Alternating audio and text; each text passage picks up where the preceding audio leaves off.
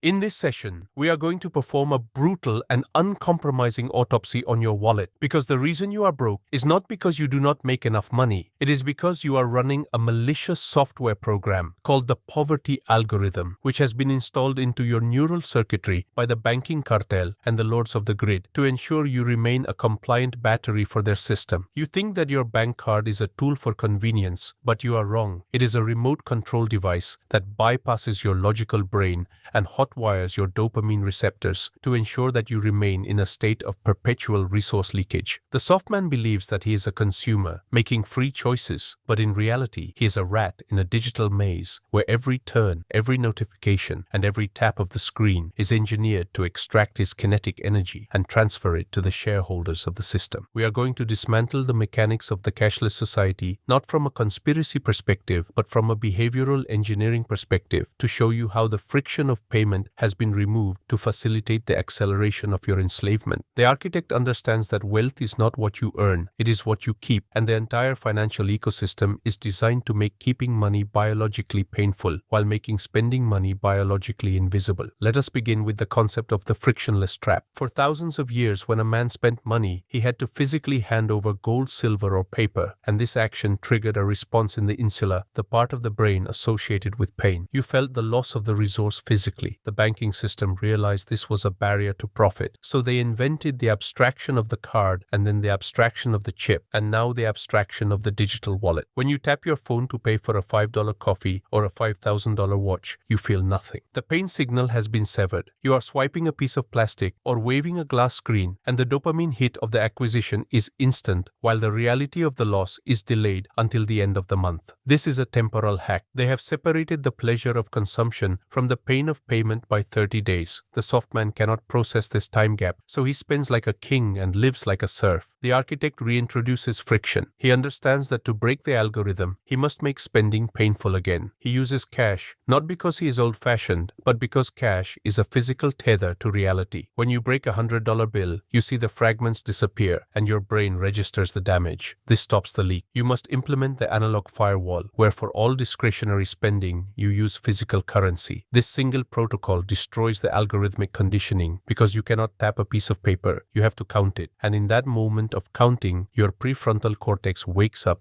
and asks, do I really need this garbage? We must also analyze the gamification of debt. The system has turned your financial slavery into a video game where the score is your credit limit and the rewards are points and cashback. The soft man chases these points believing he is beating the system, but he is playing a game designed by the casino. They give you 1% back on a purchase you should never have made in the first place. This is not a reward, it is a bribe to keep you on the hamster wheel. The credit score is not a measure of your wealth, it is a measure of your obedience. It tells the grid how good you are at being a profitable debtor. The architect rejects this game. He does not care about points, he cares about sovereignty. He realizes that every time he uses credit, he is borrowing from his future self to pay for his present lack of discipline. He views debt not as a tool, but as a chain. He operates on a zero-latency economy where he only spends what he currently possesses. This kills the float that the banks rely on. You must understand that the banking app on your phone is designed with the same user interface psychology as a slot machine. The bright colors, the satisfying sounds when a transfer goes through the round numbers, it is all designed to make money feel like a game currency rather than your life force. You need to delete these apps from your primary device. You need to introduce an air gap between your impulse and your capital. If you have to log into a desktop computer and use a physical token to make a transfer, you will not impulse buy the unnecessary item. You are forcing your brain to cool down. Furthermore, we must address the subscription model, which is the death of ownership. The poverty algorithm wants you to own nothing and rent everything because a renter is a permanent source of cash flow for the grid. You subscribe to music, you subscribe to movies, you subscribe to heated seats in your car, and you subscribe to razor blades. This is death by 1,000 cuts. The soft man looks at his bank statement and sees 50 small charges and thinks it is manageable, but collectively, these charges are draining his capacity to invest. The architect performs a ruthless audit. He cancels everything. He buys the music. He buys the software. He buys the tools. He chooses the pain of a one-time payment over the slow bleed of a lifetime subscription. He understands that monthly recurring revenue is great for the company, but it is cancer for the individual. You must adopt the policy of total ownership. If you cannot buy it outright, you do not need it. This forces you to save, which builds character, and it prevents you from leaking capital into the void of digital services that you barely use. Let's dig deeper into the algorithmic targeting of your insecurity. The bank sells your transaction data to the advertisers. They know you spent money at a bar last night, they know you bought fast food at 2 a.m., and they know you are low on dopamine. The next day, your feed is filled with ads for comfort food, for easy credit, for quick fixes. The algorithm knows you are vulnerable before you do. It predicts your sadness and sells you a cure. The soft man thinks he is making a choice, but he is reacting to a stimuli that was generated based on his own weakness. The architect obfuscates his data. He uses privacy cards. He uses cache. He uses multiple accounts to fragment his identity. He does not let the algorithm build a complete profile of his psychological state. He starves the beast. He understands that consumption is not a therapy, it is a tax on the soul. The poverty algorithm teaches you that you are incomplete and that the product will make you whole. The architect knows that he is already whole and that the product is just a tool. He separates his identity from his possessions. This makes him immune to the marketing that targets the aspirational self. The soft man buys a Rolex to feel successful. The architect buys a watch to tell the time, and he buys assets to be successful. The difference is internal, but the result is external poverty versus external power. We must also speak of the social signaling trap. The grid encourages you to signal wealth before you have it. This is the peacock protocol. You spend money to impress people you do not like with money you do not have. This is the core of the poverty loop. The architect practices strategic poverty. He looks poorer than he is. He drives a reliable car, not a flashy one. He wears simple clothes. He hides his power. This does two things. First, it saves him massive amounts of capital. Second, it filters out the parasites who are attracted to the flash. When you look like you have nothing, you are invisible to the gold diggers and the scammers. You are free to build in silence. The money you save by not signaling is the money that buys your freedom. You must realize that true status in 2026 is not what you wear, it is what you control. If you wear Gucci but you have to answer to a boss, you are a slave in a costume. If you wear a t-shirt but you own your time, you are a king. The poverty algorithm wants you to focus on the costume. The architect focuses on the crown. Now let us discuss the neurochemical detox of spending. You are addicted to the act of buying. It is a compulsion. To break this, you must go on a spending fast. For 30 days you buy nothing but food and fuel. No clothes, no gadgets, no digital skins. You will feel withdrawal symptoms. You will feel bored. You will feel anxious. This is the poverty algorithm fighting back. It is screaming for its fix. You must endure this. You must retrain your brain to find dopamine in creation, not consumption. When you get the urge to buy, you must instead produce. Write a page, do a workout, build a shelf. Replace the passive intake with active output. This rewires the neural pathways. You learn that you can change your state without spending $1. This is the ultimate freedom. When you no longer need to buy things to feel good, you become dangerous to the system because you are no longer manipulatable. You have severed the strings. We must also look at the architecture of your accounts. The soft man keeps all his money in one pile where it is easily accessible. The architect compartmentalizes. He has a vault account that is hard to access. No debit card, no app access. This is where the wealth lives. He has a mixture of accounts for operations, but the vault is sacred. You must set up an automated transfer that moves money to the vault the second it hits your account. You pay yourself first, not last. The poverty algorithm teaches you to spend first and save what is left. The architect saves first and spends what is left. This sounds simple, but it is a reversal of the flow of energy. You are prioritizing your perimeter over the grid's profits. You must also understand the inflationary theft. Leaving your money in a savings account is losing money. The architect converts his kinetic capital into hard assets. He buys gold, he buys land, he buys Bitcoin, he buys tools. He stores his energy in batteries that do not leak. The bank wants your money in fiat currency because they can devalue it. You want your money in reality because reality cannot be printed. Furthermore, we must expose the subtle trap of the convenience tax. The grid has monetized your laziness. They have built an entire economy based on saving you 5 minutes of effort in exchange for a 50% markup. The food delivery apps, the ride-sharing services, the pre-chopped vegetables, these are all taxes on your incompetence. The soft man says he is buying time, but he is actually selling his future freedom to pay for his present lethargy. The architect calculates the true cost. cost. He realizes that when he cooks his own meal, he is not just saving money, he is declaring independence from the logistics chain. He is mastering his own supply. Every time you pay someone else to do something you could easily do yourself, you are atrophying a skill and bleeding capital. You must relearn the art of doing things the hard way, because the hard way is the profitable way. The convenience tax is the price you pay for being domesticated. The architect refuses to be a house pet. He hunts his own resources. We must also address the weaponization of microtransactions. The poverty algorithm knows that if it asks you for $1,000, you will say no. But if it asks you for 99 cents 1,000 times, you will say yes. This is the logic of the App Store and the video game industry. They bleed you dry one digital coin at a time. The soft man ignores these small leaks, thinking they are irrelevant. The architect plugs every hole. He understands that a leak is a leak regardless of the size. He tracks every penny because he knows that pennies accumulate into empires. He respects the mathematics of compounding. If you cannot control the small numbers, you will never control the big numbers. We must also speak of the peer group contagion. Your spending habits are not your own. They are a reflection of the 5 people you spend the most time with. If your circle consists of soft men who validate their existence through consumption, you will inevitably mimic their behavior to avoid social rejection. This is the biological impulse of conformity. The architect performs a social audit. He distances himself from the spenders and aligns himself with the builders. He understands that it is better to be alone and rich than to be popular and broke. You must find a tribe that competes on production, not on consumption. When you are surrounded by men who are building empires, the urge to buy a new phone vanishes because you realize how small and pathetic that ambition is. You replace the desire for things with the desire for power. Additionally, we must dissect the psychology of the upgrade. The system creates artificial obsolescence to make you feel that your current tools are inadequate. They release a new phone with a slightly better camera, and the soft man feels a pang of inadequacy because his device is old. This is a fabricated reality. The architect rejects the upgrade cycle. He uses his tools until they disintegrate. He takes pride in the wear and tear of his equipment because it signifies usage and history. He understands that the new is the enemy of the functional. By refusing to upgrade, you are stepping out of the consumer time loop. You are telling the market that you are satisfied, and a satisfied man is a nightmare for the economy. The poverty algorithm relies on your perpetual dissatisfaction. You defeat it by practicing aggressive contentment. We must also look at the trap of free shipping and bundled deals. The system uses free as a bait to make you spend more. You buy extra junk to reach the threshold for free shipping, thinking you are saving money, but you are actually spending money you never intended to spend. The architect sees the math. He realizes that paying for shipping on the one item he actually needs is cheaper than buying 3 items he does not need just to get the shipping for free. He does not fall for the bulk buy illusion unless it is for non-perishable survival goods. He buys with precision, not with volume. He treats his procurement process